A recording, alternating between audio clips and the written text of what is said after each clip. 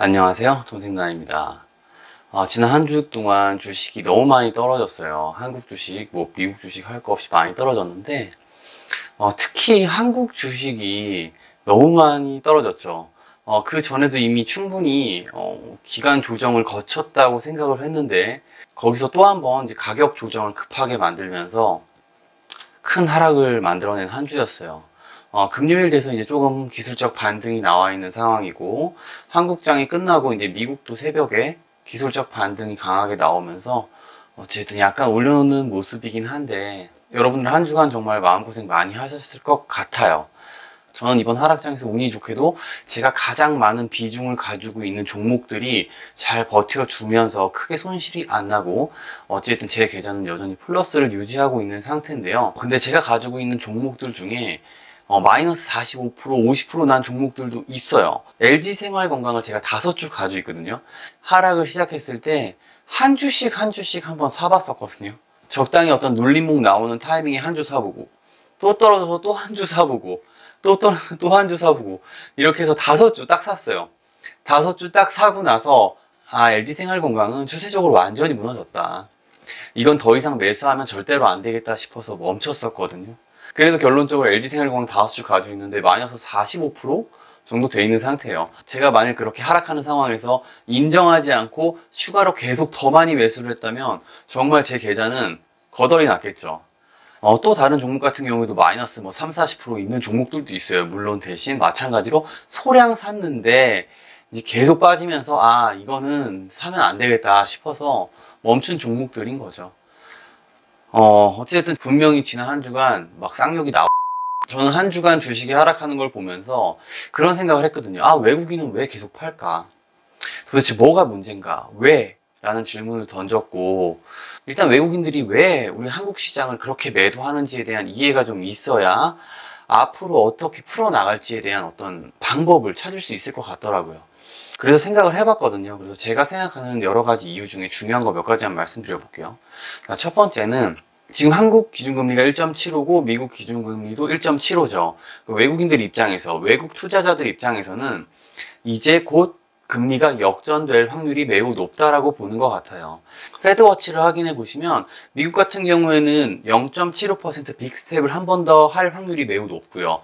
한국 같은 경우에는 한 0.5%나 0.25%를 할 확률이 높아요. 그 말은 즉 금리가 역전이 된다는 거죠.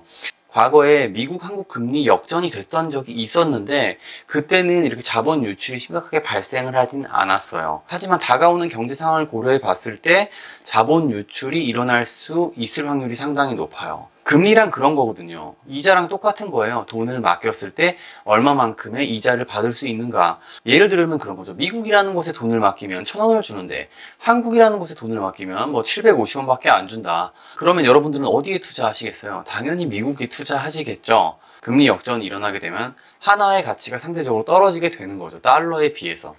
외국인들은 이런 상황이 앞으로 발생할 거라고 내다보고 이제 코스피 코스닥을 던졌다. 이렇게 첫 번째 예상해 볼 수 있는 거예요. 그리고 두 번째는 약간 이거랑 비슷한 맥락인데, 지금 어찌됐든 빅스텝을 앞으로 계속 하겠다라고 파월이 얘기를 했고, 말을 계속 바꾸면서 이제는 약간의 어떤 리세션, 즉 경기 침체에 대한 가능성에 대해서 열어놨어요. 제가 지난 영상에서도 말씀드렸다시피 좀 상식적으로 이해 안 가는 짓을 많이 하고 있거든요, 미국에서. 에너지 가격 상승에 의한 인플레이션이잖아요. 그걸 누구나 다 아는데 지금 미국은 이 에너지 가격에 대한 적극적인 대처보다 단순히 금리 인상을 하면서 어거지로 무슨 리세션을 만들고 싶어하는 움직임이에요. 물론 바이든이 사우디를 가겠다고 액션을 하고 있지만 그렇게 했을 때 과연 사우디의 입김이 얼마큼 오펙에 가며 오펙에서 얼마큼 더 많은 증산을 할지에 대한 건 좀 미지수예요. 미국은 미국 스스로 자체적인 노력도 별로 하고 있지 않아요, 에너지에 대해서. 즉 리세션을 만들고 있다라고 지금 보여지는 상황 속에서 외국인 투자자들 입장에서는 지금 상황이면 리세션이 발생을 하겠다라고 이제 생각을 하는 거예요. 그러면은 당연히 달러로 돈이 몰리겠죠. 그래서 한화는 달러에 비해서 상대적으로 위험 자산이죠. 달러는 한화에 비해서 상대적으로 안전 자산이고, 외국인 입장에서는 한국 같은 그런 의미 없는 돈 버리고 미국 돈으로 이동하고 싶은 심리가 강한 거죠. 그래서 원달러 환율이 올라갈 수밖에 없는 거고, 달러 인덱스가 올라갈 수밖에 없는 거고, 상대적으로 다른 통화의 가치들은 떨어지는, 이런 사태가 발생하는 거예요. 그렇기 때문에 한국 주식을 계속 가지고 있으면 손해겠죠. 그렇게 달러가 올라갈 거라고 예측을 하기 때문에 팔고 나가는 거죠. 그리고 세 번째 이유는 전 세계 트렌드의 변화예요. 제가 지난 영상에서 계속 말씀드렸지만 인플레이션 장기화에 대한 우려가 계속 있어요. 최근에 뱅크 오브 아메리카 메릴 린치에서 새로운 빵을 내놓거든요. 빵이라고 들어보셨나요? FAANG라 그래서 페이스북, 아마존, 애플, 넷플릭스, 구글 이렇게 해서 이 5가지 기업을 가지고 빵이라고 해서 이 시대를 이끌었던 트렌드라고 했었거든요. 근데 이번에 메릴 린치 보고서를 보면 팡 2.0이라는 걸 말해요. 그래서 새로운 팡 2.0이 뭐냐면 제가 좀 볼게요. Fuels, Energy, Aerospace and Defense, 방위, 군사, Agriculture, 농업, Nuclear and Renewables, 원자력, 재생에너지, 그 다음에 Gold and Metals, 금과 광물.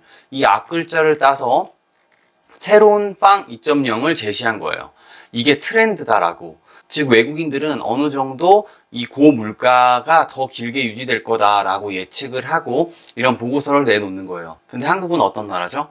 인플레이션에 상당히 취약할 수밖에 없는 나라죠. 왜냐면 모든 걸 다 수입해야 되는 나라예요.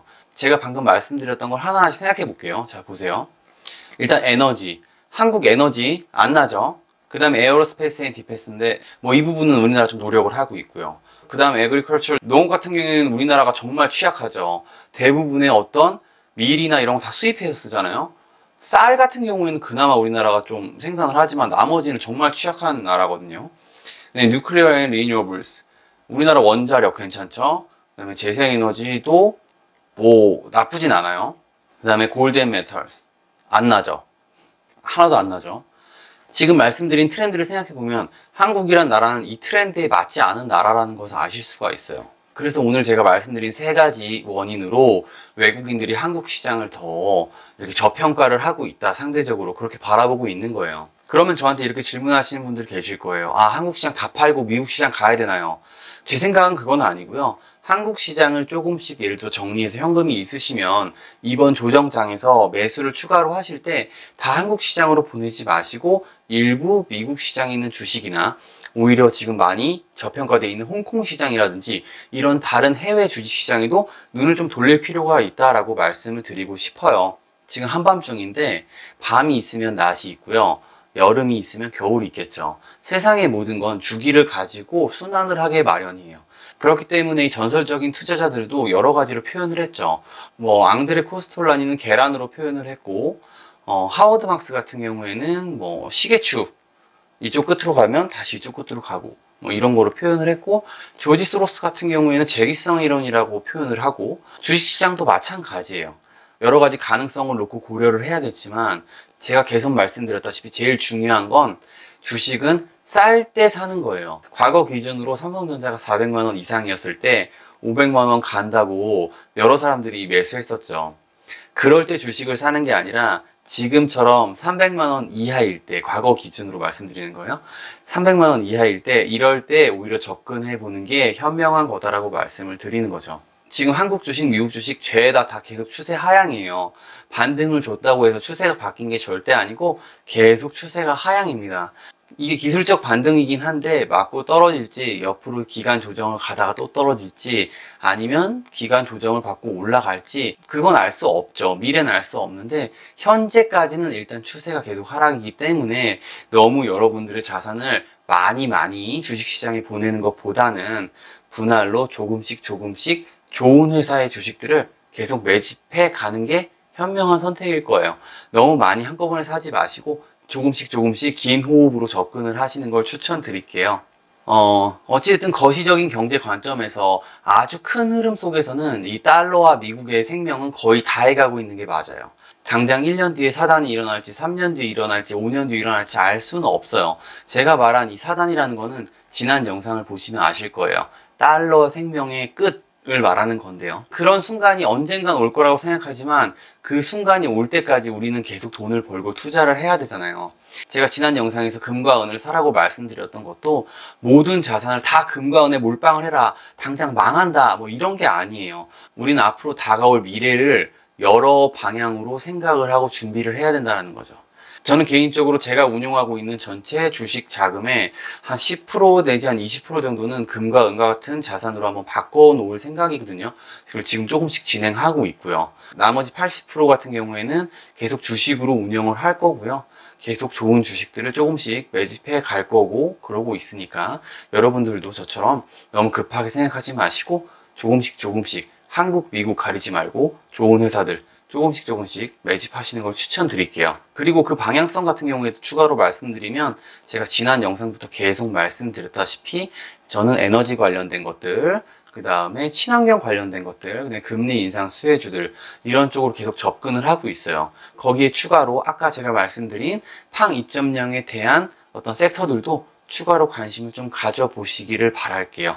이번 하락장을 이겨내고 다시 상승장이 온다면 지난번에 올라갔던 섹터들은 안 갈 확률이 높기 때문에 지난번 가지 않았던 섹터들 위주로 접근하시기를 추천드려 볼게요.